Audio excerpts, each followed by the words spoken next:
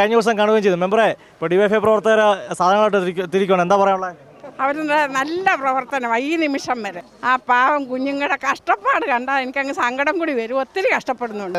ആ പ്രളയം എന്ന് പറഞ്ഞാൽ ലോകം മൊത്തം തീർന്ന ഒരു കാര്യമാണ്. അന്ന് ഈ ഇടതുപക്ഷ സർക്കാരല്ലായിരുന്നു ഇവിടെ ആരെയും ജീവനോടെ കിട്ടത്തില്ലായിരുന്നു. ദുരിതബാധിതർക്കുള്ള ഡിവൈഎഫ്ഐയുടെ കൈസഹായം അത് തുടരുകയാണ്. ഇപ്പോൾ വല്ലന ക്യാമ്പിലേക്കാണ് എത്തിയത്. നമ്മുടെ പഞ്ചായത്ത് മെമ്പർ അല്ലേ, നമ്മൾ കഴിഞ്ഞ ദിവസം കാണുകയും ചെയ്തു. മെമ്പറെ, ഇപ്പോൾ ഡിവൈഎഫ്ഐ പ്രവർത്തകർ സാധനങ്ങളായിട്ട് തിരിക്കണം, എന്താ പറയാനുള്ളത്? അവരുടെ നല്ല പ്രവർത്തനമാണ് ഈ നിമിഷം വരെ. എല്ലായിടത്തും ഓടി നടക്കുക. ഈ 4 ക്യാമ്പിൽ ഓടി നടന്ന് ആ പാവം കുഞ്ഞുങ്ങളുടെ കഷ്ടപ്പാട് കണ്ടാൽ എനിക്കങ്ങ് സങ്കടം കൂടി വരും. ഒത്തിരി കഷ്ടപ്പെടുന്നുണ്ട്. ഇവിടെ ഫുഡൊക്കെ ആകുമ്പോൾ അവരുടെ കൈകൊണ്ടാണ് എല്ലാവർക്കും ഭക്ഷണം വരുന്നത്. ക്യാമ്പിൽ താമസം ഇന്നലെ വന്നപ്പോൾ ഒത്തിരി വിഷമിച്ചു. കാരണം രാവിലെ വന്നപ്പോൾ ആരുമില്ലായിരുന്നു. മെമ്പർ പെട്ടെന്ന് ഇട്ട ഡ്രസ്സോട് ഇവിടെ വന്നിട്ട് കൊച്ചു കുഞ്ഞുങ്ങൾക്കുള്ള സാധനങ്ങൾ വാങ്ങിച്ചു കൊടുത്തു. പിന്നെ എല്ലാവരും ഇടപെട്ട്, നമ്മളെ ഡിവൈഎഫ്ഐക്കാർ പിള്ളേരും എല്ലാവരും ഇടപെട്ട് ഏറ്റവും നല്ല രീതിയിൽ വൈകുന്നവരെ ഇവിടെ നിന്നെല്ലാം ചെയ്തു. മെമ്പറുമൊക്കെ വന്നായിരുന്നു. എല്ലാവരോടും വിവരങ്ങൾ ഞങ്ങൾ പറഞ്ഞു.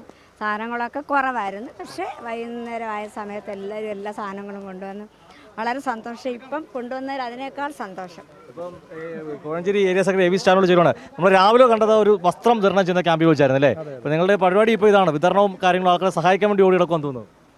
ഞങ്ങൾ ഈ ചാനലിന് മുന്നിലല്ല ഞങ്ങൾ പ്രതികരിക്കുന്നത്. ഞങ്ങൾ പ്രദേശത്തെ ജനങ്ങളുമായിട്ട് അവശ്യ സാധനങ്ങൾ സംഭരിച്ച്, ഇപ്പോൾ ഞാനിപ്പോൾ എലവന്തിട്ട അവശ്യ സാധനം സംഭരിച്ചിട്ട് വരികയാണ്.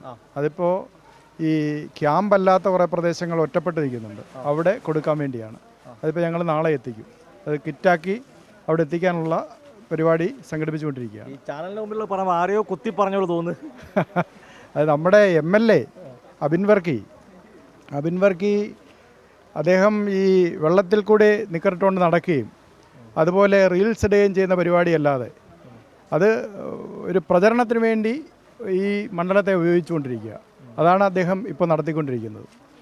ഇപ്പോൾ ഞങ്ങളുടെ പ്രവർത്തകർ ഇപ്പോൾ തന്നെ ഡിവൈഎഫ്ഐയുടെ സഖാക്കളാകെ ഈ മഴ നനഞ്ഞ് വീട് കയറി ഭക്ഷ്യധാന്യങ്ങൾ സംഭരിച്ച് അവർക്ക് ആവശ്യമുള്ള എല്ലാ കാര്യങ്ങളും സംഭരിച്ച് ഈ എല്ലാ ക്യാമ്പുകളിലും ഞങ്ങൾ ഓടി നിൽക്കുകയാണ്. ഞങ്ങളുടെ ഒരു ചാനലുകാരും ഞങ്ങളുടെ ഈ പരിപാടി എടുത്ത് കൊടുക്കുന്നില്ല. ഇവിടെയും എല്ലാ സാധനങ്ങളും നമ്മൾ 2 ക്യാമ്പിൽ പറഞ്ഞു.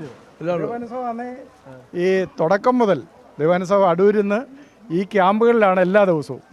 ഇപ്പോൾ രാവിലെ തോട്ടപ്പുഴശ്ശേരി ക്യാമ്പിലുണ്ടായിരുന്നു, ഇന്നലെ പിന്നെ വല്ലന ക്യാമ്പിലുണ്ടായിരുന്നു, ഇന്നിപ്പോൾ ഇവിടെ SNDP ക്യാമ്പിൽ ഇങ്ങനെ ഓടി നിൽക്കുകയാണ്. നമ്മുടെ ശ്രീനി മെമ്പർ അല്ലേ, മെമ്പർ ആയ ദിവസം പറഞ്ഞിരുന്നു 2 സർക്കാർമാർ ഇപ്പോൾ രാവും പകലും പോലാണ്. അത് ബോധ്യപ്പെടുന്നത് കാരണം കഴിഞ്ഞ സർക്കാരിൻ്റെ കാലത്ത് വെള്ളത്താൽ ദുരിതപ്പെട്ട എല്ലാ ജനങ്ങളെയും ചേർത്ത് പിടിക്കുന്ന തരത്തിലാണെങ്കിൽ ഇന്ന് ക്യാമ്പുകളിൽ പേര് കൊടുക്കാൻ വേണ്ടി വരുന്നവരെ ഓടിക്കുന്ന ഒരു സ്ഥിതിവിശേഷമുള്ളത്.